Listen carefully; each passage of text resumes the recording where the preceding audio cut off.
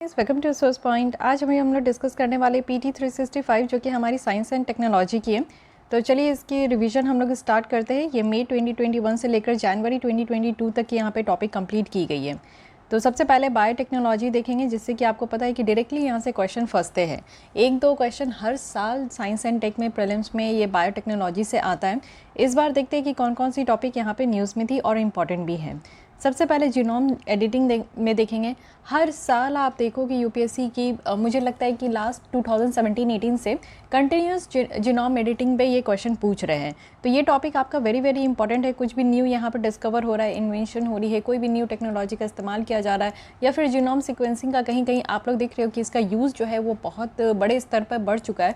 तो इसलिए इससे रिलेटेड क्वेश्चन तो एकदम से आना ही है। इसी में हम लोग GM क्रॉप भी देखेंगे। अगेन ये काफ़ी इंपॉर्टेंट है। जीनोम सीक्वेंसिंग भी है। उसके बाद बायोटेक यहाँ पे आपका प्राइड गाइडलाइंस है। So what is this pride and इसकी गाइडलाइंस क्या है, ये सारी चीज़ें हम लोग डिटेल में देखेंगे। साथ ही राइबोन्यूक्लिक एसिड इंटरफ्रेंस है, RAI यहाँ पे है, इसे भी समझने का कोशिश करेंगे इसकी कॉन्सेप्ट को। और अदर कुछ इंपॉर्टेंट न्यूज़ है तो उसे भी हम लोग यहाँ पे कंप्लीट करेंगे। तो चलिए स्टार्ट करते हैं हम लोग फर्स्ट टॉपिक के साथ, जो कि है जीनोम एडिटिंग। जीनोम एडिटिंग अगर हम लोग यहाँ पे बात करें कि सबसे पहले हुआ क्या है, फिर एक एक करके मैं सारे वर्ड्स की मीनिंग आपके सामने क्लियर करूँगी। सबसे पहले ये समझते हैं रिसेंटली क्या हुआ है कि डिपार्टमेंट ऑफ बायोटेक्नोलॉजी यहाँ पे फर्स्ट जो chimeric antigen receptor T cell है, जिसे CAR-T थेरेपी कहते हैं, इसको कंडक्ट किया गया। लास्ट जो हम लोग PT 365 लास्ट ईयर की 2021 की जब हम लोग यहाँ पे स्टडी कर रहे थे, तो उस समय हमने CAR-T थेरेपी के बारे में जाना था कि ये होता क्या है। अब इस चीज़ को देखिए कि एक साल में यहाँ पे डिपार्टमेंट ऑफ बायोटेक्नोलॉजी ने इन्हें सपोर्ट किया है कि इसको अब इस्तेमाल किया जाएगा। सबसे पहले अब समझते हैं कि CAR-T सेल थेरेपी ये होता क्या है। इससे CAR-T सेल थेरेपी से पहले मैं यहाँ पे समझाना चाहूँगी कि जीनोम एडिटिंग क्या होता है। देखिए जीन तो आप जानते हैं, जिससे कि किसी भी इंसान की, किसी भी इंडिविजुअल की कैरेक्टरिस्टिक पता चलता है। तो जीन क्या होता है कि एक जनरेशन से दूसरे जनरेशन में आप देखो कि कुछ कैरेक्टरिस्टिक, कुछ जो यहाँ पे विशेषताएँ हैं वो आपका जो है ट्रांसफ़र होती है। जैसे आप देखते हो बहुत सारे बच्चे हैं, हम लोग अपने सिमिलर दिखते हैं अपने पेरेंट्स से, या तो अपनी मम्मी से या तो अपने पापा से। तो कुछ चीज़ें सिमिलर होती है, जैसे हमारी आइज़, नोज़, या फिर हमारी बॉडी स्ट्रक्चर, हमारी हेयर्स, या फिर हमारी कुछ ऐसी कैरेक्टरिस्टिक भी, गुस्सा आना, शांत रहना, खुश रहना। तो ये सारी चीज़ें भी आप देखते हो क्यों ये एक जैसी जो है सिमिलैरिटीज़ है, जस्ट बिकॉज क्योंकि एक जनरेशन से दूसरे जनरेशन में ये जीन ट्रांसफ़र हो रहा है। ये जीन ट्रांसफ़र होने के कारण जो है ये कुछ सिमिलैरिटी देखने को मिलती है। ठीक है। अब जीनोम किसे कहते हैं? जीनोम कहते हैं बहुत सारे जीन को, यानी कि एक ग्रुप ऑफ पीपल की अगर हम लोग यहाँ पे जीन को कलेक्ट करें तो उसे जीनोम कहेंगे। अब एडिटिंग करना है, जैसे आप वीडियो एडिटिंग वगैरह सब कुछ करते हो, तो यहाँ पे भी क्या करना है ना कि जीन में एडिटिंग करनी है। क्या होती है कि आप आज के डेट में देख रहे हो, सबसे सिंपल मैं आपको समझाने का कोशिश करूँगी कि डायबिटीज़ हो, ब्लड प्रेशर हो, ये सारी बीमारियाँ आपको हर एक घर में देखने को मिलता है। और ये कुछ ऐसी बीमारी है ना जिसका रीज़न नहीं पता है कि होता क्यों है, और इसका लाइफ टाइम आप देखो कि मेडिसिन खाना होता है, ऐसा नहीं है कि ये क्योर हो जाता है। तो ये आज की डेट में सबसे ज़्यादा लाइफ थ्रेटनिंग टाइप की डिजीज़ है। वैसे आप डायबिटीज़ देखो, ये सब ब्लड प्रेशर देखो, ये सब स्लो पॉइजन है कि नहीं, हिडन पॉइजन है ये सारी जितनी भी डिजीज़ेज़ हैं। तो इसलिए ये पता करने के लिए कि एक्चुअली ये हो क्यों रहा है, कोई कारण तो पता नहीं चलता। बहुत लोग जो है, कुछ लोग होते हैं जो बहुत मीठा खाते हैं लेकिन उन्हें डायबिटीज़ नहीं होता, कुछ लोग होते हैं जो कम मीठा खाते, कभी नहीं मीठा खाते, फिर भी उन्हें डायबिटीज़ हो जाता है। तो ये चीज़ें क्यों है? ये चीज़ें इसलिए है क्योंकि ये जीन ट्रांसफ़र हो रही है। आप देखो कि एक जनरेशन से दूसरे जनरेशन में ये तो कहा जाता है ना कि अगर आपके मम्मी पापा किसी को भी अगर डायबिटीज़ है तो मेक श्योर कि आप लोग जितने भी भाई बहन हो, किसी न किसी को डायबिटीज़ होगी ही होगी। ये तो आप समझ रहे हो। तो ये क्यों होता है? क्योंकि ये जीन ट्रांसफ़र होता है एक जनरेशन से दूसरे जनरेशन में। तो अब आप समझो कि ऐसी टेक्नोलॉजी को यहाँ पर डेवलप किया गया है कि ये जो जीन ट्रांसफ़र होता है एक जनरेशन से दूसरी जनरेशन में ना, तो जब यहाँ पे आप देखो बेबी बॉर्न होगा ना, तो इस तरीके की जीन जिससे कि ये ट्रांसफ़र हो रहा है, ये इस तरीके की डिजीज़ेज़, तो इसको एडिट कर दिया जाएगा, यानी कि इस जीन को ट्रांसफ़र करने से यहाँ पे कट कर दिया जाएगा। तो इसी को कहा जा रहा है इस तरीके से जीनोम एडिटिंग। ये एक मैं सिंपल समझाने के लिए आपको एग्जाम्पल दी हूँ। ठीक है। अब इसी के बेसिस में आपको समझना होगा कि व्हाट इज़ दिस, ये CAR-T सेल थेरेपी होता क्या है। ये एक तरीका है जिससे कि इम्यून सेल हम लोग यहाँ पे ले। इम्यून सेल कहने का मतलब है, आप देखते हो कि इम्यून सिस्टम स्ट्रॉन्ग रखना है। इट मीन्स कि जिससे आपका बॉडी का टेम्परेचर, आपका जो है अगर इम्यून सिस्टम आपका वीक है तो आप बहुत जल्दी जो है इन्फेक्टेड हो जाते हैं और आपकी तबीयत ख़राब हो जाती है। तो इम्यून सेल इससे मिलता है, जिसे हम लोग टी सेल कहते हैं। यानी कि CAR-T थेरेपी ऐसी है जो टी सेल को यहाँ पे मिलता है, जो कि एक कैंसर जैसी बीमारी को फाइट करते हैं by editing them in the lab. आज की डेट में भी आप देखो कि हर दूसरे तीसरे घर के बाद एक कैंसर पेशेंट दिख जाते हैं। पहले तो कभी नहीं सुनने मिलता था, पहले कभी आप सुनते भी होंगे तो आपको लगता होगा कि OMG ये कितनी बड़ी बीमारी है, बट आज की डेट में आपको देखने को मिलेगा जैसे डायबिटीज़, ब्लड प्रेशर है, वैसे कैंसर भी आम होते जा रहा है। तो ये क्यों हो रहा है, इसके लिए भी आप देखो कि कैंसर जो है एक लाइफ थ्रेटनिंग डिजीज़ है। यहाँ पे अगर पता चल जाता है, डिटेक्ट हो जाता है, अगर लास्ट स्टेज में है तो मोर देन 5 to 6 मंथ्स इससे ज़्यादा लोग नहीं बच पाते हैं। तो इसलिए इस सारी चीज़ों से, इस सारे डिजीज़ से बचने के लिए यहाँ पे इस तरीके का जीनोम एडिटिंग किया जा रहा है। ठीक है, अब ये जो है टी सेल है, बहुत तरीके के हमारे बॉडी में सेल होता है, तो टी सेल ऐसा है जिसको कि यहाँ पे फाइंड आउट किया जा सकता है, और टी सेल ही यहाँ पे ऐसा है जो कि कैंसर से फाइट करने के लिए काफ़ी ज़्यादा ये माना जाता है। सो डैट यहाँ पे क्या है कि लैब में इसको एडिट कर सके, इस तरीके के जिन को निकाले और उसको एडिट करे, और उसके बाद जो है इससे हम लोग को पता चल पाएगा कि जो कैंसर सेल है उसको डिस्ट्रॉय करने में काफ़ी हेल्प हो पाएगा।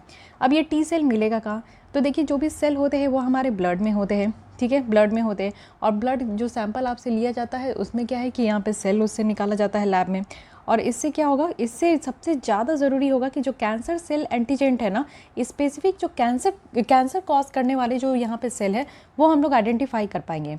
ये जो CAR T सेल है यहाँ पे ये फिर वापस से जो है पेशेंट में इंजेक्ट कर दिया जाता है, वापस से दे दिया जाता है, यानी कि ब्लड सैंपल निकाला जाता है, उससे टी सेल निकाला जाएगा, उसको यहाँ पे लैब में आपका एडिट वगैरह किया जाएगा, और फिर वापस से जो है पेशेंट के बॉडी में डाल दिया जाएगा। ये आप सब कह सकते हो कि it is sometimes talked about as a type of cell based gene editing. ये सेल बेस्ड ही जीन एडिटिंग है, क्योंकि हम लोग यहाँ पे सेल को ही यहाँ पे एडिट कर रहे हैं, क्योंकि इसमें हमारा जीन को अल्टर करना इन्वॉल्व है, जिसमें कि टी सेल के अंदर जो यहाँ पे जीन है उसको अल्टर कर रहे हैं, और इसलिए अल्टर कर रहे हैं क्योंकि कैंसर से फाइट कर सके। ठीक है, तो यहाँ पे आप लोग देखो ये एक प्रोसीजर बताया गया है। सबसे पहले क्या है कि ब्लड को यहाँ पे रिमूव किया जाता है from patient to get T cell. T cell लेने के लिए यहाँ पे ब्लड लिया जा रहा है, इस तरीके का टी सेल आ गया। उसके बाद क्या है कि यहाँ पे CAR T सेल्स को लैब में बनाया जाता है, इस टी सेल को, यानी कि ये जो जिन है फॉर CAR के लिए, यानी कि यहाँ पे सिमेरिक एंटीजन रिसेप्टर्स के लिए ये टी सेल में आपका दिया जाता है। फिर ये आपका CAR T सेल बन के तैयार हो गया। CAR T सेल बन के तैयार हो गया, फिर आप देखो लेबोरेटरी में क्या होता है कि मिलियंस ऑफ ये CAR सेल को इस तरीके से लैब में आपका ग्रो किया जाता है, और जब बहुत सारे ये सेल इस तरीके से ग्रो हो जाते हैं तो फिर धीरे धीरे जो है इनको पेशेंट के बॉडी में इसको फ्यूज़ किया जाता है। CAR T सेल जो है क्या करते हैं कि जो कैंसर सेल है उसको बाइंड कर लेते हैं। इस तरीके का आप देखो CAR T सेल है, इसमें भी स्पाइक है, जैसे आप कोरोना वायरस में इस तरीके का स्पाइक देखते थे ना, तो ये आप देखो टी सेल है, टी सेल में अगर CAR T सेल बन गया तो ये स्पाइक है।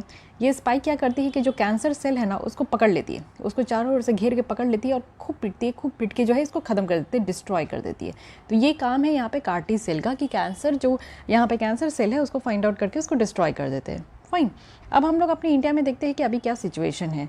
बहुत सारे रूल्स है, गाइडलाइंस है, पॉलिसीज़ है जो कि यहाँ पे हमारे यहाँ 1989 में rules for the manufacture, use, import, export, storage of hazardous micro organisms, genetically engineered organisms और सेल्स 1989 ये लाया गया था। ठीक है, इतना लंबा चौड़ा नाम रखा गया है ये रूल्स का। खैर कोई बात नहीं, इसको रटने की ज़रूरत नहीं है, इस तरीके से आपसे क्वेश्चन नहीं पूछा जाएगा। ठीक है, नेशनल एथिकल गाइडलाइंस भी आप देख सकते हो जो बायोमेडिकल और हेल्थ रिसर्च के लिए है, जिसमें कि आप ह्यूमन पार्टिसिपेंट्स भी देखते हो ये इंक्लूड होते हैं। इसको लाया गया है ICMR के द्वारा, Indian council of medical research के द्वारा। ठीक है, तो ये हमारे यहाँ पे ऐसा नहीं है कि हम लोग यहाँ पे इस तरीके की टेक्नोलॉजी का इस्तेमाल नहीं करें या फिर इस पे काम नहीं हुआ। इस पे काम हो रहा है, आज से नहीं बहुत पहले से हो रहा है। और ये जो कानून लाया गया है, अगर आपसे पूछा जाए कि जेनेटिकली मॉडिफाइड ऑर्गेनिज्म जो GMO होता है ये किसके तहत ये रेगुलेट किया जाता है, तो इसके लिए हमारे देश में एक कानून है जिसको इन्वायरमेंट प्रोटेक्शन एक्ट कहते हैं 1986 का। तब से हम लोग GMO को यहाँ पे जो जेनेटिकली मॉडिफाइड ऑर्गेनिजम्स है उसको हम लोग यहाँ पे रेगुलेट करते हैं। फाइन, अब देखिए कि अगर हम लोग को यहाँ पे सपोर्ट करना है या प्रमोट करना है CAR T सेल टेक्नोलॉजी, तो जो यहाँ पे BIRAC है, यानी कि यहाँ पे biotechnology industry research assistant council है और DBT है, यहाँ पे लास्ट 2 ईयर से ये देखा जा रहा है कि हाँ ये काफ़ी काम कर रहे हैं। डेवलपमेंट अगर हम लोग CAR T सेल टेक्नोलॉजी का देखें तो ये लाया गया है कुछ बीमारी के लिए। CAR T सेल किस किस बीमारियों के लिए लाया गया, तो इसमें सबसे पहले है आपका एक्यूट लिम्फोटिक ल्यूकेमिया, फिर है यहाँ पे मल्टीपल मेलोमा, फिर यहाँ पे आप देख सकते हो ये सारे डिजीज़ेज़ है। टाइप 2 डायबिटीज़ भी लाया गया है, क्योंकि आप देखते हो कि एक जनरेशन से ये सारी कुछ ऐसी डिजीज़ है ना जिसका कारण नहीं पता है कि होता क्यों है, बस इतना समझ में आ रहा है कि जीन ट्रांसफॉर्मेशन के कारण जो है एक जनरेशन से दूसरे जनरेशन में ये फ्री ऑफ कॉस्ट ये डिजीज़ेज़ भी ट्रांसफ़र हो रही है। तो इसको सपोर्ट किया गया है यहाँ पे DBT के थ्रू। ठीक है, अब यहाँ पे बेसिकली अब आप समझिए कि जीन एडिटिंग क्या होता है। मैं सिंपल लैंग्वेज में आपको समझा चुकी हूँ। जीन एडिटिंग एक तरीका है जिसमें कि हम लोग कुछ स्पेसिफिक चेंजेस करते हैं डीएनए में। ओके, डीएनए में करते हैं, कोई भी सेल का जो डीएनए होता है, कोई भी ऑर्गेनिजम्स की डीएनए होती है, उसमें हम लोग कुछ चेंजेस करते हैं। जो भी हम लोग को चेंजेस करना होता है वो करते हैं। इट मीन्स कि यहाँ पे जेनेटिक मटेरियल अलाउ किया जाता है कि या तो इसमें ऐड करें, या तो रिमूव करें, या तो कुछ चीज़ें अल्टर कर दें, ठीक है, पर्टिकुलर लोकेशन में। ये एक 3 स्टेज कॉम्प्लेक्स मैकेनिज्म है, यानी कि अनबाइंडिंग, क्लीविंग, कट और पेस्ट किया जाता है, फिर रीवाइंडिंग किया जाता है डीएनए का। यानी कि सबसे पहले आप डीएनए हम लोग देखते हैं। मान लीजिए कि कहीं पे भी आप फोटो वगैरह देखते हो, फोटो को एडिट करना होता है, तो सबसे पहले आप वो फोटो चूज़ करते हो, फिर उसके बाद आप लोकेशन एडिट करते हो कि किस जगह से इसको एडिट करना है, क्या राइट से एडिट करनी है, लेफ्ट से एडिट करनी है। तो इट मीन्स कि वहाँ पे आप कट करते हो, इतनी फ़ोटो कट किया इतने बड़े फ़ोटो में से, फिर उसके बाद इसको कट करके पेस्ट किया और फिर उसके बाद इसको सेव किया फाइनल। तो ये एक प्रोसेस होता है जो कि यहाँ पे सेम इस प्रोसेस को हम लोग यहाँ पे जब डीएनए में चेंजेस करते हैं तब इसको भी हम लोग फॉलो करते हैं। जीनोम को एडिटिंग करने से जो कैरेक्टरिस्टिक है सेल का या फिर ऑर्गेनिजम्स का, वो चेंज हो सकता है। ऑब्वियस है, मान लीजिए कि यहाँ पे जो जीन है उसमें अगर हम लोग एडिट कर देते हैं तो एक जनरेशन से दूसरे जनरेशन में मे बी ये चीज़ें हो सके कि वो जीन ट्रांसफ़र ना हो, जिससे कि ये सारे डिजीज़ेज़ हो जाते हैं, है कि नहीं। तो जर्मलिंग जीन थेरेपी टारगेट भी है जो कि यहाँ पे रिप्रोडक्टिव सेल के लिए है। यानी कि कोई भी चेंज अगर यहाँ पे डीएनए में देखने को मिलेगा तो ये फिर नेक्स्ट जनरेशन में पास हो ही जाएगा। अगर एक जनरेशन का अगर हम लोग डीएनए को चेंज कर लेते तो यही चीज़ें आपका नेक्स्ट जनरेशन में भी पास होगा, ठीक है। अब यहाँ पे बेसिकली हम लोग समझते हैं, देखिए यूपीएससी पूछेगी इससे, ये है यूपीएससी का फेवरेट पोर्शन कि टी सेल और बी सेल में क्या डिफरेंस है या फिर इसके बारे में बताइए। तो इम्यून सिस्टम क्या होता है, ये आपका इनेट और एक्वायर्ड इस तरीके के सेल से बना होता है। इनेट अगर इम्यून सेल की बात करें तो ये बॉडी का फर्स्ट लाइन ऑफ डिफेंस होता है। जैसे हमारे बॉडी में कोई भी बैक्टीरिया, कोई भी वायरस अगर इंटर करता है तो हमारी जो इनेट इम्यून सेल्स है वो हमारे बॉडी को प्रोटेक्ट करते हैं, ये क्विकली रिस्पॉन्ड करते हैं। यानी कि अगर मान लीजिए कि कोई भी फॉरेन सेल है तो इन्फेक्शन को फाइट करने के लिए इस तरीके से ये रिस्पॉन्ड करते हैं। वहीं अगर एक्वायर्ड इम्यूनिटी की बात करें तो इसको हम लोग एडेप्टिव इम्यूनिटी कहते हैं। इट मीन्स कि यहाँ पे टी सेल और बी सेल को यूज़ किया जाता है जब भी यहाँ पे कोई ऑर्गेनिजम्स जो है वो यहाँ पे फर्स्ट लाइन से पास हो जाते हैं। मान लीजिए कि देखिए आप लोग सिक्योरिटी भी देखते हो कि ये फर्स्ट लाइन ऑफ सिक्योरिटी है, यहाँ से अगर यहाँ पे चोर भाग गए तो सेकेंड लाइन ऑफ सिक्योरिटी फिर भी खड़े रहती है। तो वही बात है कि कोई भी इम्यून सिस्टम जो है इसमें आपको 2 तरीके का सेल देखने को मिलेगा। एक होता है इनेट जो कि फर्स्ट लाइन ऑफ सिक्योरिटी है, इससे अगर मान लीजिए इन्फेक्शन ये अगर फाइट नहीं कर पाया, फिर भी वायरस और बैक्टीरिया जो है अंदर और हमारे बॉडी में इंटर कर गए, तो यहाँ पे सेकंड में कौन सा होगा, सेकंड में यहाँ पे टी सेल होगा और बी सेल होगा। ये दोनों मिलके जो है यहाँ पे इसको फाइट करेगा। ये सारे जो सेल है ना ये काफ़ी लंबा समय लेते हैं डेवलप होने में, क्योंकि इनके बिहेवियर में ही बहुत ज़्यादा होता है। इनके बिहेवियर ही होती है कि ये एक्सपीरियंसेस से सीखते हैं। बी सेल और टी सेल की बात करें तो इनको यहाँ पे लिम्फोसाइट्स कहते हैं। This is again very very important. Please ये जो यहाँ पे आपका पूरा ये जो बॉक्स है, दिस इज़ वेरी इंपॉर्टेंट। ये आप स्क्रीनशॉट ले लो और इसको बार बार रिवाइज़ करो, ठीक है। ये सारे जगह होता है, जैसे कि आप देखते थे कि जब कोरोना वायरस था तो 2020 की जो प्रीलिम्स की क्वेश्चन थी, कोरोना वायरस से नहीं पूछा गया लेकिन एनिमल सेल और प्लांट सेल से पूछा गया, ठीक है। तो यहाँ पे भी आप ये चीज़ समझ सकते हो कि सेल से क्वेश्चन पूछ सकता है, क्योंकि बेसिक चीज़ें यहाँ पे यूपीएससी पकड़ती है। तो बी सेल और टी सेल की अगर हम लोग बात करें तो इसको यहाँ पे लिम्फोसाइट्स कहा जा रहा है। लिम्फोसाइट्स क्या होता है, एक तरीके का वाइट ब्लड सेल होता है जो कि इम्यून सिस्टम का पार्ट है। अब आप देखो यहाँ पे वाइट ब्लड सेल होता है और रेड ब्लड सेल होता है, ठीक है। तो आरबीसी होता है जो कि हीमोग्लोबिन के लिए ये आपका रिस्पॉन्सिबल है कि हमारे बॉडी में जो है हीमोग्लोबिन कितना है, रेड जो कलर है रेड हमारे ब्लड का वो यहाँ पे हीमोग्लोबिन के प्रेजेंट से होता है। साथ ही डब्ल्यूबीसी क्या है, डब्ल्यूबीसी ये आपका जो सेल है ये हमारे बॉडी में अगर कोई भी इन्फेक्शन होता है, कोई भी वायरस बैक्टीरिया इंटर करता है तो उसके लिए ये फाइट करता है। तो डब्ल्यूबीसी में ही आपको यहाँ पे बी सेल देखने को मिलेगा और टी सेल देखने को मिलेगा, ठीक है। बी सेल क्या है, एंटीबॉडीज़ प्रोड्यूस करते हैं जो कि यहाँ पे जितने भी बैक्टीरिया वायरस टॉक्सिन है उसको अटैक करने के लिए यहाँ पे यूज़ किया जाता है। और ये सारे एंटीबॉडीज़ जो है ये वाई शेप्ड प्रोटीन्स है, ये इस तरीके से वाई शेप्ड प्रोटीन्स है, ठीक है। टी सेल क्या है, टी सेल डायरेक्ट फाइटर्स है। जितने भी अगर मान लीजिए फॉरेन इन्वेडर कहा जा रहा है, यानी कि जो अननोन यहाँ पे वायरस बैक्टीरिया सब हमारे बॉडी में इंटर करता है, तो टी सेल यहाँ पे डायरेक्ट फाइट करता है, ठीक है। और ये क्या है कि साइटोकाइंस ये प्रोड्यूस भी करते हैं। उसके बाद टी सेल की बात करें तो हमारे बॉडी की खुद की जो सेल है उसको ये टी सेल डिस्ट्रॉय कर देता है। यानी कि हम यहाँ पे देख सकते हैं कि जो वायरस वगैरह और जो कैंसरस सेल है उसको यहाँ पे डिस्ट्रॉय कौन करता है, तो इसके बाद अगर हम लोग देखें कि जीनोम एडिटिंग का एडवांटेज क्या है, तो सबसे पहले आप देखो रिसर्च के लिए यहाँ पे बहुत बड़ा एडवांटेज है कि हम लोग कुछ ऐसे डिजीज़ को भी ट्रीट कर सकते हैं जिससे कि आज के डेट में लोगों की जान जा रही है। जैसे कि आप देखो यहाँ ल्यूकेमिया और एड्स दोनों इंक्लूडेड है। अगर बायोटेक्नोलॉजी के लिए देखें तो जो जेनेटिकली मॉडिफाइड क्रॉप है, इट मीन्स कि क्रॉप के भी आप देख सकते हो वहाँ पे भी जीन में मॉडिफाई किया जा रहा है, जिससे कि इस तरीके से क्रॉप निकल कर आ रहे हैं। आप पहले देखते थे ना कि हर एक सीज़न होता था, खरीफ क्रॉप है तो इस समय जितने भी यहाँ पे फसल उगाए जाते थे बस वही फसल मार्केट में मिलते थे। उसके बाद आपका राबी क्रॉप आता है, फिर जायद क्रॉप आता है, तो ये आपका डिवाइडेड है। अब आपको ये बताना है कि राबी क्रॉप की जो है यहाँ पे सीज़न कौन सी है, किस मंथ से किस month, and then kharif crop की यहाँ पे बतानी है और कुछ खरीफ क्रॉप का नाम भी बताना है। जायद क्रॉप में भी आपको बताना है कि कौन कौन से क्रॉप आते हैं और किस मंथ में इसको यहाँ पे इस फसल यहाँ पे फसल होती है। तो ये 3 आपको देखने को मिलेगा कि उसी समय होता था। बट आज की डेट में आप देख रहे होंगे कि कोई भी सब्जी हो, कोई भी यहाँ पे फ्रूट्स हो, वो आपको 12 महीने देखने को मिलते हैं। रेयरेस्ट होता है, अब जैसे मैंगो की सीज़न अभी है तो वो आपको हर एक महीने नहीं देखने को मिलता। बट फिर भी आप वेजीज देख सकते हो, वेजिटेबल, हर एक वेजिटेबल जो है हर एक मंथ यहाँ पे मिल रहे हैं। तो ये क्या हो रहा है ना कि यहाँ पे आप देखो जेनेटिकली मॉडिफाइड किया जा रहा है इस क्रॉप में। फिर उसके बाद आप देखो थेरापेटिक क्लोनिंग भी है, क्लोनिंग वगैरह भी किया जा रहा है। आप देख रहे हो गोट का क्लोनिंग कर लिया गया है, बफेलो वगैरह की क्लोनिंग है, शिप वगैरह की क्लोनिंग है। क्लोनिंग कहने का मतलब है कि हू बहू वैसे ही चीज़ों को फिर से बना देना। तो इसका एडवांटेजेस तो हर एक जगह देखने को मिल रहा है। अब ये हम लोग देखते हैं कि ये काम कैसे करता है। जीनोम एडिटिंग की बात करें तो यहाँ पे बहुत तरीके के टाइप ऑफ एंजाइम्स यहाँ पे यूज़ होते हैं, जैसे कि इंजीनियर्ड न्यूक्लियस है। तो ये आपसे पूछा जा सकता है कि ये इंजीनियर्ड न्यूक्लियस होता क्या है। इंजीनियर्ड न्यूक्लियस एक एंजाइम है, इस तरीके का एंजाइम है जिसको कि यूज़ किया जाता है जीनोम एडिटिंग में, जो कि जीनोम को किसी स्पेसिफिक प्लेस से कट करती है। तो इस वर्ड को ध्यान रखना है कि इंजीनियर्ड न्यूक्लियस क्या है, ठीक है। तो किसी भी जीन के जो स्पेसिफिक है, हर पूरे जीन को तो कट करके अलग नहीं करना, कोई एक स्पेसिफिक लोकेशन होगा जहाँ से जीनोम को कट करना है, तो वो कट किया जाता है with the help of enzyme, और उस एंजाइम को हम लोग यहाँ पे इंजीनियर्ड न्यूक्लियस कहते हैं। इंजीनियर्ड न्यूक्लियस में क्या क्या होता है, इसमें मेनली 2 पार्ट होते हैं।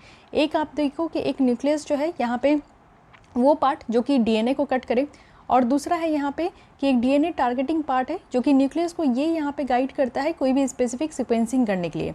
इट मीन्स कि यहाँ पे एक तो डीएनए को यहाँ पे कट करने के लिए इसका इस्तेमाल होता है, और दूसरा है कि डीएनए के कुछ पार्ट को यहाँ पे कट किया जाता है, ठीक है। तो ये आपका हो गया यहाँ पे इंजीनियर्ड न्यूक्लियस। जब यहाँ पे डीएनए को किसी स्पेसिफिक प्लेस से कट कर दिया जाता है तो ये जो सेल है ना, ये नेचुरली उस कट को रिपेयर कर देते हैं। इट मीन्स कि आप लोग देखते हो कि कुछ स्पेसीज़ में है जैसे लिजार्ड वगैरह की, अगर यहाँ पे टेल वगैरह कट जाती है तो वो नेचुरल तरीके से ग्रो हो जाती है। तो same thing happen in this phase, जहाँ पे आपका डीएनए में भी अगर कोई स्पेसिफिक प्लेस में कट हो जाता है तो फिर वो आप वापस से वो सेल जो है ना कुछ समय के बाद वापस से रिपेयर हो जाते हैं। तो ये जो रिपेयर प्रोसेस है इसको जो है मैनिपुलेट कर सकते हैं चेंजेस करने के लिए। डीएनए में जो चेंजेस होता है किसी भी स्पेसिफिक लोकेशन में, तो ये मैनिपुलेशन, ये रिपेयर प्रोसेस जो है ये मैनिपुलेट किया जा सकता है। तो रिपेयर प्रोसेस को भी यहाँ पे मैनिपुलेट किया जा सकता है, यानी कि ये नेचुरल तरीके से रिपेयर हो रहा है लेकिन इसमें भी कहीं ना कहीं मैनिपुलेट किया जा सकता है। साथ ही अगर हम लोग टाइप्स ऑफ जीनोम एडिटिंग देखें तो इसमें क्या है कि स्मॉल डीएनए चेंजेस होता है, यानी कि जो है थोड़ा सा जो है डीएनए में चेंजेस कर दो, या फिर किसी डीएनए के सेक्शन को ही रिमूव कर दो, या फिर किसी सेक्शन को इंसर्ट भी कर दो, यानी कि ऐड ऑन भी करना है तो वो भी हम लोग यहाँ पे कर सकते हैं जीनोम एडिटिंग में, ठीक है। तो ये पूरी बातें यहाँ पे रही। अब इसके अलावा न्यूक्लियस की अगर हम लोग बात कर रहे हैं तो न्यूक्लियस के बारे में समझिए कि एक्चुअली ये एंजाइम है जो कि न्यूक्लिक एसिड को यहाँ पे डिग्रेड करता है। या तो डिग्रेड किस में करता है, या तो एसिड में डीएनए में करेगा या तो आरएनए में करेगा, ठीक है। तो यहाँ पे डिग्रेड होता है इस 2 जगह पे। और ये आप देखो कि लिविंग ऑर्गेनिज्म में न्यूक्लियस होते ही होते हैं, यानी कि यहाँ पे बहुत सारे डीएनए रिपेयर एस्पेक्ट्स है। तो डीएनए जो है खुद पे भी यहाँ पे रिपेयर होती है, इसके अंदर जो सेल है वो रिपेयर होते हैं। तो उसके लिए आप देखो कि हर एक लिविंग ऑर्गेनिजम्स में न्यूक्लियस होता ही होता है। अगर यहाँ पे डिफेक्ट है, किसी भी सर्टेन न्यूक्लियस में अगर डिफेक्ट है तो इससे क्या होता है ना, ह्यूमनो डिफिशियंसी होती है, या जेनेटिकली यहाँ पे आप देखो इनस्टेबिलिटी होती है। तो ये 2 प्रॉब्लम अराइज हो सकते हैं। ह्यूमन डिफिशियंसी कहने का मतलब है कि इम्यून जो यहाँ पे सिस्टम है उसकी कमी देखने को मिलेगी, साथ ही जेनेटिक इनस्टेबिलिटी यहाँ पे निकल कर आएगी। न्यूक्लियस की अगर हम लोग बात करें तो ये 2 टाइप के होते हैं। Again this is important, exonuclease है और इंडोन्यूक्लियस है। एक्सोन्यूक्लियस की बात करें जो कि न्यूक्लिक एसिड को यहाँ पे जो एंड है वहाँ से ये आपका रिमूव करता है। इंडोन्यूक्लियस की बात करें तो ये किसी स्पेसिफिक पोर्शन को कट करता है। अगेन ये जो आपका टेबल है this is again very important, तो आप लोग यहाँ पे स्क्रीनशॉट ले सकते हो जिससे कि आप लोग फर्दर इसको टाइम टू टाइम रिवाइज करते रहो। अब यहाँ पे देखते हैं कि जीनोम एडिटिंग में कौन कौन सी टेक्निक यूज़ होती है। तो ये आप देखो कि बहुत तरीके से ये डिफ़र करता है, और डिफ़र करता भी है तो ये डिपेंड करता है कि कैसे हम लोग डीएनए को रिकॉग्नाइज़ कर रहे हैं और कैसे जो है कट करना है। प्रोटीन बेस्ड है, तो प्रोटीन बेस्ड में क्या होता है कि यहाँ पे प्रोटीन कंटेन होता है जो कि यहाँ पे कुछ टारगेट डीएनए को रिकॉग्नाइज़ भी करता है और बाइंड भी करता है कि हाँ इसको कट करना है, यानी कि देखता है और फिर उसको यहाँ पे बाइंड करता है कि हाँ इस पोर्शन को कट करना है। प्रोटीन बेस्ड है ये। सेकंड है कि आरएनए बेस्ड है, तो आरएनए बेस्ड में क्या होता है कि एक शॉर्ट सीक्वेंस होता है आरएनए का जो कि यहाँ पे टारगेट डीएनए को बाइंड करता है और फिर इसको कट करने के लिए। तो इस तरीके से आप देख सकते हो कि दो हो गया, प्रोटीन बेस्ड हो गया और उसके बाद आरएनए बेस्ड हो गया, ठीक है। अब यहाँ पे इसके अलावा भी आप जानते हो कि जीनोम एडिटिंग टेक्निक। अब यहाँ पे आप देखो कि क्रिस्पर Cas9 से रिलेटेड जो है ये 2 बार लगातार कंटिन्यूस यूपीएससी प्रीलिम्स में क्वेश्चन पूछा गया, तो क्यों नहीं इस बार जो है इंजीनियर्ड न्यूक्लियस से पूछा जाएगा। तो यही सारी चीज़ें हैं जो कि आपको ध्यान रखना है कि वर्ड की मीनिंग आपको समझ में आनी चाहिए। तो क्रिस्पर Cas9 की बात करें तो क्रिस्पर क्या है कि एक डीएनए टारगेटिंग पार्ट है सिस्टम का, जो कि आरएनए मॉलिक्यूल से और गाइड से ये बना होता है। और बेसिकली इसको डिज़ाइन भी किया जाता है ना कि किसी स्पेसिफिक जो डीएनए बेस है उसको यहाँ पे बाइंड करने के लिए, उसको पकड़ने के लिए। अब ये जो Cas9 है, Cas9 यहाँ पे सीजर है, यानी कि जो यहाँ पे क्रिस्पर के द्वारा उस डीएनए पोर्शन को, यानी कि डीएनए के उस स्पेसिफिक लोकेशन को अगर ट्रैक कर लिया गया, उसको बाइंड कर लिया गया, तब उसको काटना है, तो काटने के लिए Cas9 है यहाँ पे। Cas9 stands for CRISPR associated protein 9, और जो कि यहाँ पे उस डीएनए के स्पेसिफिक लोकेशन को काटने के लिए होता है। ये चीज़ें ध्यान रखनी है। अब यहाँ पे आप देखो कि ये कुछ ऐसे लोग हैं जिनको ये यहाँ पे नोबेल प्राइज़ केमिस्ट्री का दिया गया है 2020 for discovering CRISPR Cas9 genetic scissor. तो Cas9 ये सीजर है जो कि यहाँ पे काटने के लिए यूज़ होता है। फाइन, तो ये चीज़ आप लोग समझ गए। नेक्स्ट आते हैं ZFN। Again this is very important, ये है जिंक फिंगर न्यूक्लियस। तो डीएनए बाइंडिंग पार्ट अगर हम लोग यहाँ पे देखें ZFN का, तो ये भी हमारे जिंक फिंगर जो प्रोटीन है इससे बने हुए हैं, और जो कि हर एक 3 डीएनए बेस को बाइंड करता है, पकड़ के रखता है। ये भी बात हो गई। उसके बाद आप देखो जो न्यूक्लियस है ये आपका ZFN का पार्ट है। तो नॉर्मली ये फोर्क न्यूक्लियस है जो कि डीएनए को कट करता है। तो ये भी आप लोग समझिए कि डीएनए को कट करने के लिए इसको यूज़ किया जाता है। थर्ड है यहाँ पे टैलेंस। तो टैलेंस के बारे में भी हमने देखा है मंथली मैगजीन में, जो कि है transcription activator like effector nucleus. तो यहाँ पे क्या है कि डीएनए बाइंडिंग डोमेन जो टैलेंस का है, ये transcription activator like effector domain से ये बना है, टेल से बना है। जैसे ZFN है ना, तो न्यूक्लियस जो है ये टैलेंन का भी पार्ट है, और ये नॉर्मली एक आप देखो कि फॉल्क न्यूक्लियस है, ठीक है। तो ये चीज़ें ध्यान रखनी है। ये 3 तरीके का हो गया। इससे रिलेटेड न्यूज़ देख लेते हैं। रिसेंटली क्या है कि क्रिस्पर बेस्ड जो सिस्टम है इसको डेवलप किया गया है सेफली रिस्ट्रेन करने के लिए। जो मॉस्किटो वेक्टर्स हैं, तो इसको यहाँ पे स्टेरिलाइजेशन के थ्रू जो है सेफली यहाँ पे रिस्ट्रेन किया जा रहा है। तो ये किया जा रहा है क्रिस्पर बेस्ड आपका इससे सिस्टम से। सेकेंड है कि प्रिसीजन गाइडेड स्टेरिलाई इंसेक्ट टेक्निक अगर हम लोग देखें तो इसको यूज़ किया गया था जो एडिस एजिप्टी है। एडिस एजिप्टी एक ऐसी ये मच्छर है जिससे कि आप देखो कि बहुत ख़तरनाक बीमारियां होती है, जैसे मलेरिया हो गया, डेंगू हो गया, चिकनगुनिया हो गया, इवन जाइका वायरस हो गया। तो ये सारे यहाँ पे जो प्रॉब्लम है ये कहाँ से निकल कर आया, ये एडिस एजिप्टी से निकल कर आया, जो कि ये आपका फीमेल मॉस्किटो है। तो इसमें भी इनके जिन में भी अल्टर किया गया। तो जिन में अल्टर किया गया जिससे क्या होगा कि एक जनरेशन से दूसरे जनरेशन में जो ये मच्छर है, इनकी ये जो जिन है वो ट्रांसफ़र नहीं होगा। तो इससे रिलेटेड जो है अगर वो किसी को बाइट करती है, खून पीती है, तो यहाँ पे ये सारे डिजीज़ेस नहीं होंगे। ये जो आपका टेक्निक है ये आपसे डायरेक्टली पूछा जा सकता है कि ये टेक्निक आपका कहाँ यूज़ होता है। प्रिसीजन बेस्ड स्टेरिलाई इंसेक्ट टेक्निक है। तो यहाँ पे ये क्रिस्पर को यूज़ करते हैं मेल मॉस्किटो को स्टेरिलाइज करने के लिए, और जो फीमेल मॉस्किटो है उसको रेंडर करने के लिए। जो कि यहाँ पे मेनली आप देखो कि जो फीमेल मॉस्किटो है जिनको एडिस एजिप्टी कहते हैं, ये इस तरीके का डिजीज़ को स्प्रेड करती है। तो इसको यहाँ पे जो है आप समझो कि एक तरीके से इसको बेहोश कर देना, एक तरीके से इसको जो है यहाँ पे इस तरीके से बना देना, यहाँ पे जीन एडिटिंग करके कि इनके बाइट करने से ये सारे डिजीज़ेस नहीं फैलेगी। अगर बात करें यहाँ पे जीन ड्राइव, तो जीन ड्राइव भी सिस्टम है जो कि डिजीज़ वेक्टर को सप्रेस करने के लिए ही लाया गया है। साथ ही अगर हम लोग देखें रिलेटेड डेवलपमेंट में, तो एक Bill Gates funded biotech firm है जो कि जेनेटिकली मॉडिफाइड जो मेल एडिस एजिप्टी मॉस्किटो है ना, इसको ये रिलीज़ करती है to combat insects borne diseases, जैसे कि डेंगू फीवर है, जाइका वायरस है। तो ये सब किससे होता है, मच्छर के काटने से होता है। तो इसलिए यहाँ पे genetically modified male Aedes aegypti mosquito लाया गया है कि इस तरीके का जो इंसेक्ट से होने वाले डिजीजेस है वो यहाँ पे बच सके। तो ये सारी कुछ ऐसे देख सकते हो कि रिसेंट डेवलपमेंट है जो कि काफ़ी ज़्यादा इनोवेटिव है, तो इसको भी ध्यान रखना है। नेक्स्ट आता है जेनेटिकली मॉडिफाइड क्रॉप। एक बार हम लोग रिव्यू कर लेते हैं कि यहाँ पे हमने क्या क्या देखा। सबसे पहले कार टी जीनोम एडिटिंग क्या है ये मैं बताएं, फिर कार टी सेल थेरेपी क्या है ये हमने देखा यहाँ पे। इंडिया में क्या सिचुएशन है, तो ये हमारे यहाँ बहुत पहले से ही इसका यूज़ हो रहा है बट अब तक इम्प्लीमेंट नहीं हुआ, तो इसको हम लोग देखें। उसके बाद टी सेल बी सेल के बारे में देखें। जीन एडिटिंग क्या है, इसकी क्या एडवांटेजेस हैं, ये कैसे काम करता है इसको समझें। न्यूक्लियस क्या है ये हम लोग समझें। उसके बाद जीनोम एडिटिंग की टेक्निक क्या है ये हम लोग ने देखा। अब आगे बढ़ते हैं और देखते हैं जेनेटिकली मॉडिफाइड क्रॉप। तो अभी क्या हुआ है, अभी देखिए कि हम लोग जो है यहाँ पे इंपोर्ट कर रहे हैं genetically modified soya meal for the first time to be used as livestock feed, यानी कि लाइव स्टॉक फीड के लिए हम लोग यहाँ पे सोया मिल को जो है इंपोर्ट कर रहे हैं। चलिए अच्छी बात है। जेनेटिक अगर इंजीनियरिंग की बात करें तो ये होता क्या है, देखिए रिसर्चर्स जो है ना एक जीन को आइसोलेट करते, कोई भी ऑर्गेनिजम्स है मान लीजिए उनके जीन को हटाते हैं, अलग करते हैं, और अगर वो चाहे तो उस जीन को किसी और प्लांट के साथ अगर मिक्स करना चाहेंगे तो उस और किसी और प्लांट में वो उसको डाल सकते हैं। यहाँ पे देखिए क्या होता है, ये पहले देखिए जेनेटिक मटेरियल है, यानी कि यहाँ पे वैसा सेल है जिसमें कि डिज़ायर्ड ट्रेट है। जैसे आप देखते हो कि कोई जीन है, कोई पौधा बहुत ज़्यादा जल्दी ग्रो होता है, उसमें जल्दी फ्लावर्स आते हैं, जल्दी फ्रूट्स आते हैं, जल्दी वेजिटेबल्स आता है। तो जब भी आप पौधे लगाते हो तो आप क्या चाहते हो कि ज़्यादा पानी इसको देना पड़े, ज़्यादा इसको केयर ना करना पड़े और इसमें जल्दी जल्दी इसकी ग्रोथ हो, इसमें फ्लावर्स फ्रूट वेजिटेबल्स जल्दी आए, ऑब्वियसली बात है। तो यहाँ पे आप देखो कि एक ऐसा पौधा जिसकी सेल जो है ना सारे डिज़ायर्ड जो ट्रेट्स है उसको फुलफ़िल करती है। इट मीन्स कि जो भी चीज़ें यहाँ पे एक अच्छे हेल्दी पौधे को चाहिए वो सारी चीज़ें जो है इस सेल के अंदर है। तो यहाँ पे क्या करेंगे कि एक सिंगल जीन को आइसोलेट करेंगे और उसको मॉडिफाई करेंगे। मॉडिफाई करने का मतलब है कि उसमें या तो ऐड ऑन करेंगे या तो सब्ट्रैक्ट करेंगे, या उसमें देखेंगे कि क्या चीज़ों की ज़रूरत है। सेकंड क्या है कि बहुत सारे कॉपीज़ जो उस सारे जीन का है ना उसको इंसर्ट करेंगे प्लांट सेल के अंदर, और प्लांट सेल के अंदर इस तरीके का जीन अगर हम लोग इंसर्ट करते हैं तो उससे क्या होता है कि इनकी ग्रोथ अच्छी होगी। और जो मैच्योर यहाँ पे प्लांट है उसके अगर सीड्स देखें तो इसको एक सक्सेसफुल ट्रांसफॉर्मेशन के लिए फिर यहाँ पे फर्दर स्टडी भी किया जाएगा।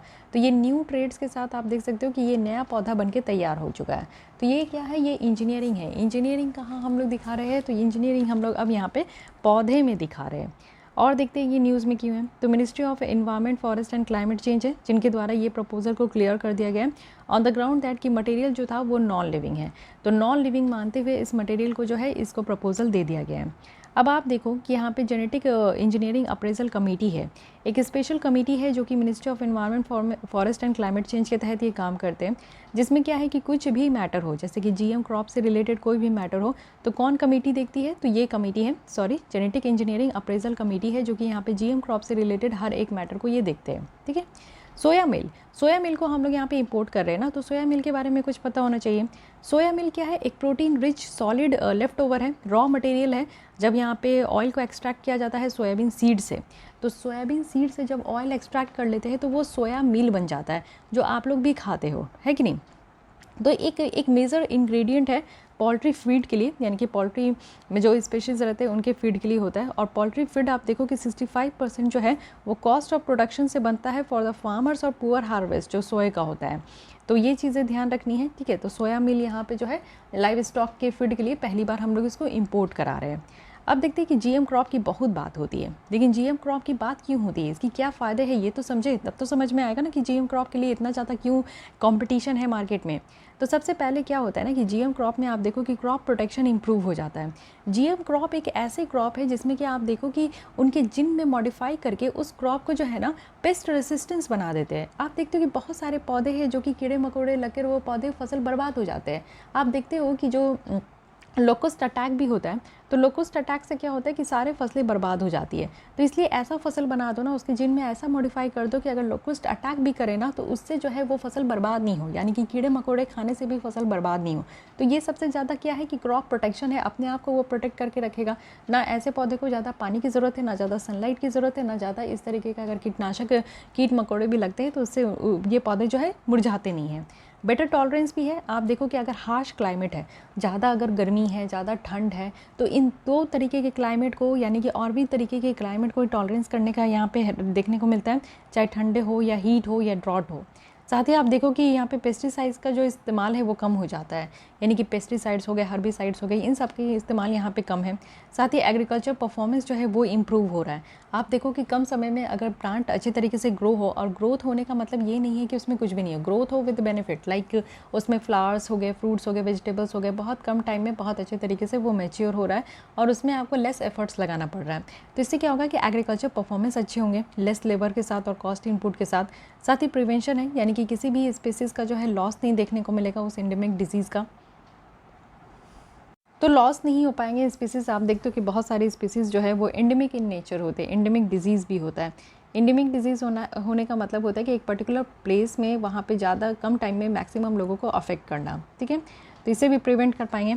और सबसे बड़ी बात है कि अगर हमारा यहाँ पे एग्रीकल्चर परफॉर्मेंस बढ़ेगा, अगर हम लोग ज़्यादा से ज़्यादा ग्रोथ कर पाएंगे, तो इट मीन्स कि हमारा ओवरऑल जो फूड सिक्योरिटी है, जिस तरीके से हमारी पॉपुलेशन बढ़ते जा रही है उस तरीके से हमें लोगों को फीड भी कराना है, तो फूड सिक्योरिटी जो है वो भी यहाँ पे इम्प्रूव हो रहा है।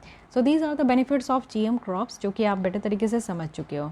अब देखते हैं यहाँ पे कि GM क्रॉप फूड क्रॉप्स है क्या। तो अगर WHO के अकॉर्डिंग देखें तो इनके द्वारा कहा गया है कि जेनेटिकली मॉडिफाइड जो ऑर्गेनिजम्स हैं वो ऐसे ऑर्गेनिजम्स हैं जिनके जेनेटिक मटेरियल को अल्टर किया जाता है, यानी कि यहाँ पे DNA में, जिन में यहाँ पे अल्टर किया जाता है, और इस तरीके से अल्टर किया जाता है, और इसलिए अल्टर करना होता है, उसमें चेंजेस करना होता है क्योंकि वो नेचुरली नहीं मिलते। अगर नेचुरली ये सारी चीज़ें मिलती तो यहाँ पे कोई चेंजेस करने की ज़रूरत नहीं होती, ठीक है। और फूड जो भी यहाँ पे GM ऑर्गेनिजम्स का यूज़ करके जो प्रोड्यूस किया जाता है उसको हम लोग GM फूड कह देते हैं, यानी कि जेनेटिकली मॉडिफाइड करके ये फूड है। अगर GM क्रॉप की बात करें तो ये जीन जो है अदर स्पीसीज़ आर्टिफिशियली जो इंसर्ट किया जाता है उसको ये कैरी करते हैं, यानी कि यहाँ पे जो GM क्रॉप निकल कर आता है उसमें जो आपको जीन देखने को मिलेगा तो वो तो ऑब्वियस है कि वो अदर स्पीसीज़ का यहाँ पे आपका इंसर्ट करके रखा जाता है। साथ ही यहाँ पे आप देखो, अगर ग्लोबली देखें तो GM क्रॉप जो है वो कमर्शियली 1996 में इसको इंट्रोड्यूस किया गया था। और जैसे कि आप देखो कि कॉर्न हो गया, कॉटन हो गया, सोयाबीन हो गया, इसको काफ़ी हद तक यहाँ पे इंजीनियर्ड किया गया था। इसलिए किया गया था ना क्योंकि कीड़े मकोड़े लगने से, मकोड़े तो नहीं, कीड़े वगैरह लगने से सारे फसल बर्बाद हो जाते थे, यानी कि सारी मेहनत पल भर में पानी में फिर जाती थी। तो इसलिए पेस्ट रेसिस्टेंस होना बहुत ज़्यादा ज़रूरी है ऐसे जो है आपके क्रॉप्स वगैरह का, ठीक है। उसके बाद आप देखो कि USA है, ब्राज़ील है, अर्जेंटीना है, इंडिया है, कनाडा है, तो ये top GM crops growing country है। आज के डेट में सबसे ज़्यादा जो GM क्रॉप ग्रो हो रहा है तो इसमें USA, ब्राज़ील और अर्जेंटीना है। साथ ही अगर हम लोग देखें 90% जो एरिया है GM कल्टीवेशन का, ये बस इसी 5 देशों में है, तो USA, Brazil, Argentina, India and Canada है। BT कॉटन एकमात्र ऐसा जेनेटिकली मॉडिफाइड क्रॉप है जिसको कि अप्रूव किया गया है आज तक इंडिया में, और अप्रूव भी किया गया है BT कॉटन को 2002 में। तो आप BT ब्रिंजल भी सुनते होंगे, तो ये सब क्या है ना कि अभी तक ये आपका अप्रूव नहीं किया गया है, तो इसलिए ये BT ब्रिंजल के बारे में ध्यान रखिएगा। ये BT ब्रिंजल है जो कि एक क्रॉप जेनेटिकली मॉडिफाइड है, जिसमें कि जो जिन है वो naturally occurring soil born bacteria, जिसको कि बैसिलस यहाँ पे कहा जाता है, उससे ये बना है। तो जिससे कि आप देखो कि एक क्रिस्टल प्रोटीन यहाँ पे प्रोड्यूस होगा जो कि प्लांट को इंसेक्ट्स वगैरह और पेस्ट वगैरह से यहाँ पे प्रोटेक्ट करेंगे। तो BT ब्रिंजल के बारे में ये समझ में आ गया, बट अभी तक इसको यहाँ पे नहीं मिला है। GM मस्टर्ड, धारा मस्टर्ड, ये जो हाइब्रिड है 11, ये डेवलप किया गया है दिल्ली यूनिवर्सिटी के द्वारा, बट अभी तक यहाँ पे कमर्शियल रिलीज़ नहीं मिला है ये आपका कमेटी में, यानी कि जेनेटिकली इंजीनियर्ड जो अप्रूवल कमेटी है इनके द्वारा भी अप्रूव नहीं किया गया है। GM मस्टर्ड की बात करें तो यहाँ पे सिस्टम ऑफ जीन को यूज़ किया जा रहा है, वो भी सॉइल बैक्टीरियम से, जो कि एक प्लांट को बेटर बना रहा है कि कैसे करंट मेथड से हम लोग इसको यूज़ कर सकें।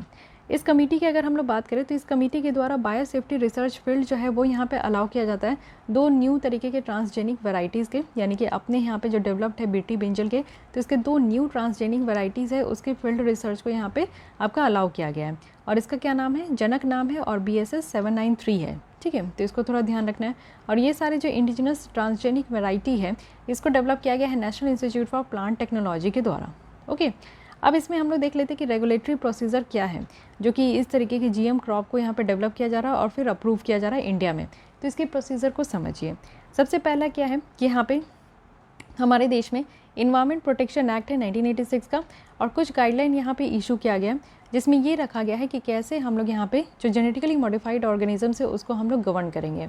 2 गवर्नमेंट एजेंसीज़ है, एक है ministry of environment, forest and climate change, दूसरी है डिपार्टमेंट ऑफ बायोटेक्नोलॉजी, जो कि यहाँ पे इस रेगुलेशन को, यानी कि इन्वायरमेंट प्रोटेक्शन एक्ट के जो रेगुलेशन है उसको इम्प्लीमेंट करने में ये दोनों यहाँ पे भागीदारी है। और साथ ही आप देखो बहुत सारे अथॉरिटीज़ हैं ना जो डिफरेंट डिफरेंट आस्पेक्ट यहाँ पे हैंडल भी करते हैं। यहाँ पे आप देखो डीएनए एडवाइजरी कमेटी भी है, इंस्टीट्यूशनल बायोसेफ्टी कमेटी है, रिव्यू कमेटी है, इवन स्टेट बायोटेक्नोलॉजी कमेटी है। तो बहुत डिफरेंट डिफरेंट तरीके के कमेटीज़ भी आपको देखने को मिलेंगे जो कि इनके रेगुलेशन में ये हेल्प करते हैं। एक सीरीज़ ऑफ गाइडलाइंस है जो कि यहाँ पे सेफ्टी असेसमेंट प्रोसीजर्स को भी यहाँ पे फॉलो करवाता है, ठीक है, फॉलो करने के लिए भी यहाँ पे आपको देखने को मिलेगा। और ये जो कमेटी है इनके पास पावर है कि अप्रूवल को रिवॉक भी करना, किस केस में, यानी कि आप देखो कि अगर कोई न्यू इन्फॉर्मेशन है जो कि हार्मफुल इफेक्ट दे सकता है जीएमओ को, जेनेटिकली जो मॉडिफाइड ऑर्गेनिजम्स है उसमें अगर हार्मफुल इफेक्ट हो तो वैसे ये अप्रूवल को यहाँ पे नहीं भी दे सकता है इस कमेटी के द्वारा। साथ ही जीएमओ है जिससे कि कुछ डैमेज हो जाए हमारे इन्वायरमेंट में तो फिर उस तरीके के भी यहाँ पे जीएमओ को यहाँ पे आपका जो है अप्रूवल नहीं मिलेगा। साथ ही अगर कोई भी कंडीशन जो कि इस कमेटी के द्वारा यहाँ पे लाया जा रहा है और इसको ये स्टिपुलेट नहीं कर रहे, इसको फॉलो नहीं कर रहे, तो अगर इसको नॉन कंप्लाइंस कर रहे हैं तो भी यहाँ पे आपका जो है अप्रूवल नहीं मिलेगा, ठीक है। अब इसी से रिलेटेड न्यूज़ है कि अभी यहाँ पे ड्राफ्ट किया गया है notification on food safety and standard regulation 2021। तो अब ये ड्राफ्ट किया गया है, ये जो आपका रेगुलेशन है इसमें क्या है कि न्यू रेगुलेशंस है जो कि प्रपोज किया गया है FSSAI के द्वारा, जो कि यहाँ पे फुल फॉर्म है food safety and standard authority of India, जो कि यहाँ पे food safety and standard act 2006 के तहत काम करते हैं। इसमें आप देखो कि ये आपका रखा गया है, यानी कि जीएमओ क्रॉप को इसके अंदर रखा गया है, जेनेटिकली इंजीनियर्ड ऑर्गेनिजम्स को इसमें रखा गया है, एलएमओ है यानी कि लिविंग मॉडिफाइड ऑर्गेनिजम्स है, इन सबको यहाँ पे रखा गया है और इसको डायरेक्ट यूज़ किया जाता है as a food for processing, ठीक है। तो ये जीएमओ हो गया, जीईओ हो गया, एलएमओ हो गया। इसका कहने का मतलब है कि कोई भी लिविंग ऑर्गेनिज्म जिसमें कि एक अच्छा खासा यहाँ पे कॉम्बिनेशन है जेनेटिक मटेरियल का, और इसको हम लोग आज के डेट में जो मॉडर्न बायोटेक्नोलॉजी है उसको इस्तेमाल करके ये सारे जो जेनेटिक मटेरियल है इसको हम लोग निकाल रहे हैं, ठीक है। फूड और प्रोसेस्ड फूड की बात करें तो इसमें तो आपका जेनेटिकली मॉडिफाइड इंग्रेडिएंट्स होता ही है, बट इसमें एलएमओ और जीएमओ और जीईओ नहीं प्रेजेंट होता है। अब यहाँ पे ड्राफ्ट जो किया जा रहा है इसकी प्रोविज़न क्या है। सबसे पहले आप देखो कि यहाँ पे अब क्या है ना कि फूड का जो भी यहाँ पे आपका इस्तेमाल किया जाएगा तो FSSAI से प्रायर अप्रूवल लेने की ज़रूरत है कि यहाँ पे इसी तरीके का फूड या फिर फूड इंग्रेडिएंट बनाया जाए जो कि यहाँ पे जीएमओ से हो, तो इसके मैन्युफैक्चर करने के लिए, स्टोरेज करने के लिए, डिस्ट्रीब्यूशन सेल और इंपोर्ट करने के लिए यहाँ पे अप्रूवल किससे लेना होगा, तो FSSAI से लेना होगा। अगर जीएमओ और जीईओ यहाँ पे कंटेन है एलएमओ तो यहाँ पे रिक्वायर है कि पहले अप्रूवल ले ले इस कमेटी से और फिर उसके बाद यहाँ पे जो है FSSAI से अप्रूवल ले ले। तो यानी कि जेनेटिकली मॉडिफाइड ऑर्गेनिजम्स के लिए जो अप्रूवल लेना है वो जेनेटिकली इंजीनियर्ड आपका अप्रूवल कमेटी से ही लेना है। उसके बाद आप देखो कि अगर यहाँ पे आपका कोई भी फूड या फूड इंग्रेडिएंट है जो कि इस जीएमओ से बना है तो उसके लिए जो यहाँ पे अप्रूवल लेना है वो FSSAI से लेना है, ठीक है। लेबलिंग स्टैंडर्ड अगर हम लोग GF क्रॉप का देखें तो अगर यहाँ पे GEI 1% या ऐसे ज़्यादा है तो लेबलिंग स्टैंडर्ड जो है वो ऐसे होगा। इसके अलावा आप देखो कि जेनेटिकली मॉडिफाइड रबर आए हैं, तो वर्ल्ड की पहली यहाँ पे GM रबर प्लांट है जिसको कि आसाम में यहाँ पे प्लांट किया गया है। अब ये तो अपने आप में बहुत इंपॉर्टेंट हो गया, UPSC तो छोड़िए, जितनी भी अदर एग्जाम होगी ना उसमें ये ज़रूर पूछा जाएगा क्योंकि इंडिया का पहला नहीं है, ये वर्ल्ड का पहला है। और कहाँ है, दूसरी यहाँ पे इंपॉर्टेंट पॉइंट है कि ये नॉर्थ ईस्ट की स्टेट है, तो ये इस हर एक तरीके से ये इंपॉर्टेंट बन जाता है। GM रबर प्लांट की बात करें जो कि पहली बार ये डेवलप किया गया है वो भी नॉर्थ ईस्ट में, और एक्सपेक्ट किया जा रहा है कि ये रीजन की जो क्लाइमेटिक कंडीशन है उसमें ये बहुत ज़्यादा फ्लरिश होगा।